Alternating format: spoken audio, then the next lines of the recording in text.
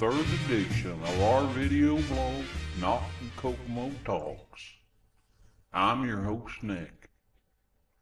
Pretty slow news week this week in Kokomo, but we still got a lot to talk about. Come on now, let's get started. Let's see, Kokomo Tribune Cuts. Speaking of slow news, we're hearing the folks at CNHI, that'd be Community Newspaper Holdings Incorporated, the folks that own the Kokomo Tribune, are instituting new cost-cutting measures across the board. Employees will be forced to take just about 1 month off every year unpaid, and CNHI papers across the United States are firing people as well. Me and the old lady don't read the KT much, and it ain't 'cause we don't buy the thing. There's just not that much in it anymore, especially if somebody's got cable TV or the internet. We do wish the folks over at the Tribune well, though. New work for GM Kokomo. That feller over at Not Kokomo posted a link to some industry magazine touting up where the old Delco Delphi plant has a shot at new work from a company in California. The website says this new customer is a highly respected maker of power semiconductors. I don't know, but I'm wondering why the city ain't all over that deal. 100 new jobs, high-tech jobs at that. Seems like just the thing we've been trying to get here with our economic development taxes and such. Time for the mayor and that Jeb what's-his-name to get busy. This is a real thing, fellers. Suit up. Let's see. Mayor announces no votes for new conscripts. We mean annexed homeowners.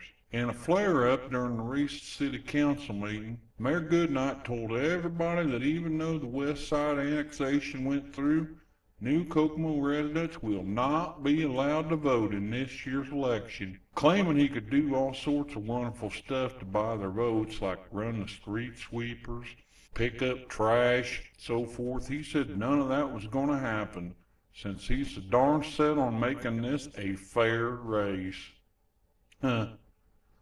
Me and the old lady scratched our heads over that one.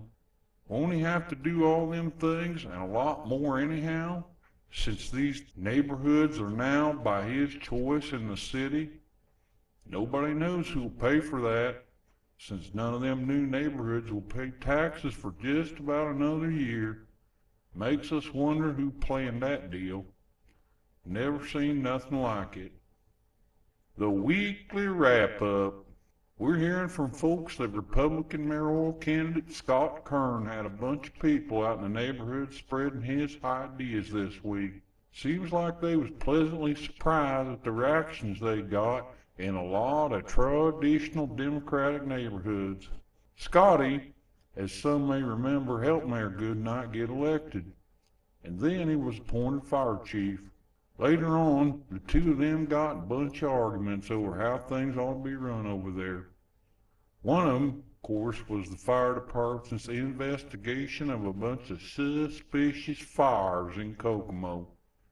Seems like a lot of police names came up in them investigations, and the mayor nosed in. Kern didn't like it much. Scott finally quit over the cuts in the fire services. Kind of funny how that happened. The mayor never asked for any cuts from the police, but the fire department got axed pretty darn bad. Seems a little strange, since KPD Chief Rob Baker has never given the mayor a bit of trouble, except for a few dozen lawsuits and federal investigations and such. Anyhow, that's the third edition of Not in Kokomo Talks. But